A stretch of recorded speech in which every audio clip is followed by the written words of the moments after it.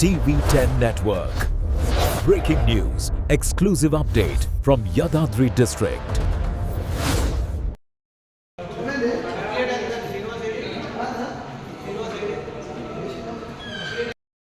అందరికీ నమస్కారం.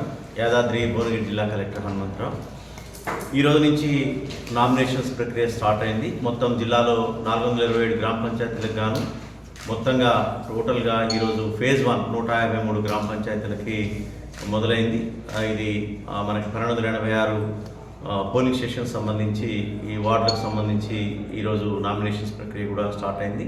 టోటల్గా 3704 వార్డులు ఉండటం జరిగింది టోటల్గా. సో వీటిని ఫేజ్ వైజ్గా ఫేజ్ 1, ఫేజ్ 2, ఫేజ్ 3 క్రమంగా ఈ యొక్క ఎలక్షన్స్ జరుగుతాయి. దీనిలో పూర్తి స్థాయిలో అన్ని రకాల నియమ నిబంధనలకు అనుగుణంగా అన్ని కమిటీలు వేయటం. ఈరోజే మనం ఎంసీఎంసీ మీడియా సర్టిఫికేషన్ కమిటీకి సంబంధించి ఈరోజు ఇనాగ్రేట్ చేసుకున్నాం. అదేవిధంగా MCC model code of conduct సంబంధించి డిఆర్ఓ నోడల్ ఆఫీసర్గా, అదేవిధంగా మండల లెవెల్లో కూడా మనం నోడల్ ఆఫీసర్స్ నియమించి ఈ మోడల్ కోడ్ ఆఫ్ కాండక్ట్ని ఖచ్చితంగా ఏర్పాటు చేయడానికి మొత్తం కూడా అన్ని చర్యలు తీసుకోవడం జరిగింది. ఈ ఫస్ట్ ఫేజ్లో 6 మండలాలు మనకి పెట్టడం జరిగింది. 6 మండలాల్లో కూడా 41 లొకేషన్స్లో ఈరోజు నామినేషన్ స్వీకరిస్తున్నారు. నామినేషన్ల ప్రక్రియ కూడా నామినేషన్ వేయటం కూడా మొదలైంది. అదేవిధంగా మనకి సెకండ్ ఫేజ్లో, థర్డ్ ఫేజ్లో అన్ని కలిపి టోటల్గా 116 లొకేషన్స్లో ఈ యొక్క నామినేషన్స్ కూడా తీసుకోవడం జరుగుతుంది.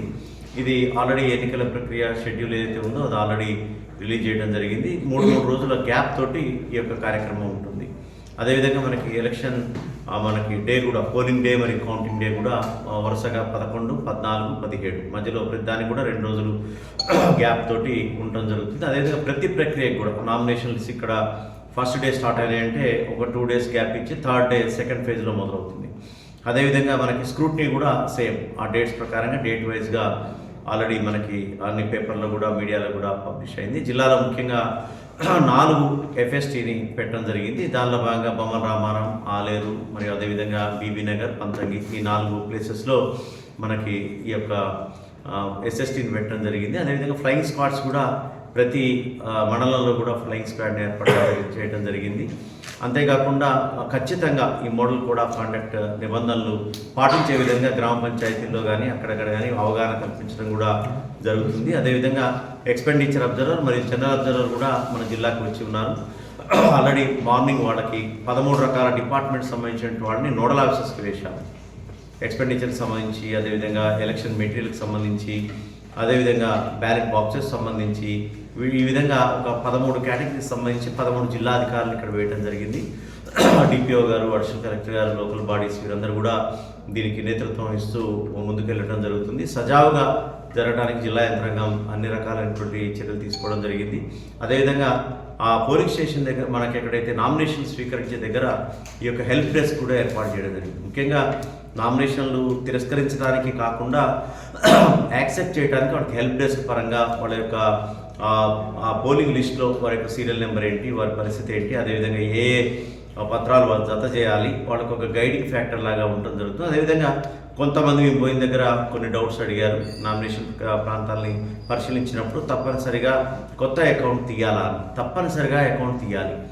దీనికి సంబంధించి వాళ్ళకి ఎల్డిఎం కూడా, లీడ్ బ్యాంక్ మేనేజర్ కూడా అన్ని బ్రాంచెస్కి ఇవ్వమని చెప్పాం. ఎవరైతే కంటెస్టింగ్ క్యాండిడేట్స్ ఎవరైతే ఉన్నారో వాళ్ళందరికీ కూడా ఏమి డిలే లేకుండా కొత్త అకౌంట్స్ తెరవాలని చెప్పడం జరిగింది. ఎందుకంటే అది మ్యాండేట్. ఆ కొత్త అకౌంట్స్నే వాళ్ళ యొక్క ఏదైతే లిమిట్ ఉంటుందో దాని ప్రకారంగా అమౌంట్ వేసుకుని దాని ద్వారా ట్రాన్సాక్షన్ జరిగితే వాళ్ళు ఫ్యూచర్లో అకౌంట్ సబ్మిట్ చేయడానికి కానీ, అదేవిధంగా డిస్క్వాలిఫై కాకుండా ఉండటానికి కానీ, సకాలంలో అకౌంట్స్ సమర్పించడానికి కూడా ఉంటుంది. అదేవిధంగా ఆల్రెడీ జరపాల్సిన మీటింగ్స్, ట్రైనింగ్స్ అని ఉధృతంగా జిల్లాలో మొత్తం కూడా కంప్లీట్ చేస్తున్నాం. స్టేజ్ 1 సంబంధించి ఆర్ఓలకి ట్రైనింగ్ 2 సార్లు ఇవ్వటమే కాకుండా ఈరోజు నామినేషన్లో కూడా వారు సమర్థంగా మొత్తం అన్ని నియమ నిబంధనలు తెలుసుకొని స్క్రూటినీ ఎలా చేయాలి, ఏ విధంగా మనకి కంటెస్టింగ్ క్యాండిడేట్స్ లిస్టు తయారు చేయాలి, అంతవరకు కూడా స్టేజ్ 1 ఆర్ఓస్ అందరూ కూడా ఉండటం జరుగుతుంది. అదేవిధంగా స్టేజ్ 2 ఆర్ఓస్కి ఈరోజే ట్రైనింగ్ స్టార్ట్ అయింది.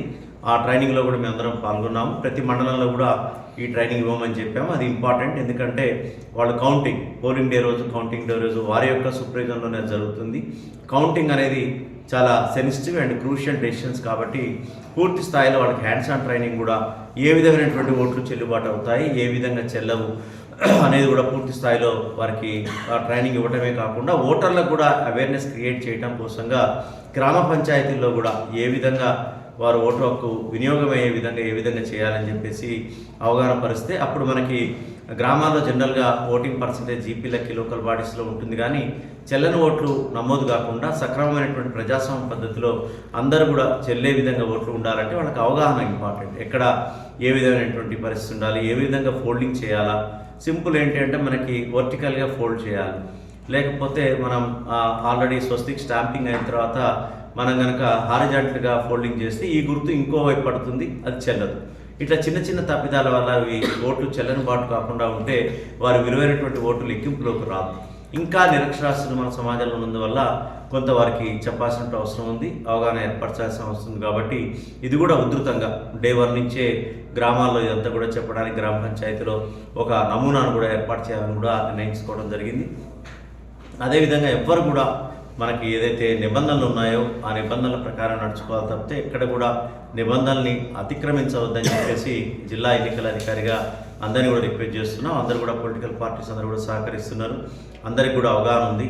సో అందరూ కూడా క్రియాశీలక రాజకీయాల్లో ఎన్నో రకాలుగా ఇవన్నీ కూడా ఉన్నటువంటి వరుస ఎలక్షన్స్లో నియమ నిబంధనలు అన్నీ తెలుసు. ఇంకో కొత్త విషయం ఏంటంటే మనకి ఈరోజు ఒక కమిటీ కూడా వేసాం. ఎక్కడ కూడా ఈ యొక్క వేలంపాట ద్వారా సర్పంచ్ని పోస్టును తీసుకోవడానికి ప్రయత్నిస్తే మా జిల్లా లెవెల్లో ఒక కమిటీ రాష్ట్ర ఎన్నికల కమిషన్ ఆదేశాల ప్రకారం ఏర్పాటు చేయడం జరిగింది. దాని ప్రకారంగా వారిపై చర్యలు తీసుకుంటాము. ఇప్పుడే ఒక వార్త వచ్చి నా దృష్టికి వచ్చింది, ఏమంటే కమిటీని ఏర్పాటు చేశాము. ఇది హామీ ఇచ్చి 10 లక్షల రూపాయలతోటి మీ గ్రామ పంచాయతీ బిల్డింగ్ కడతాము, అంబులెన్స్ ఇస్తాము, కాబట్టి నన్ను ఎన్నుకోండి ఏకగ్రీవంగా అనటం అనేది ఒక రకంగా ప్రలోభపరిచి చేసినట్టు అవుతుంది. ఏకగ్రీవం అంటే ఏంటంటే ఏ విధమైనటువంటి ప్రలోభాలకి పబ్లిక్ని కానీ ప్రజాప్రతినిధులు కానీ గురి చేయకుండా పారదర్శకంగా ప్రజలంతా అందరు కలిసి ఎన్నుకుంటే అది ఏకగ్రీవం.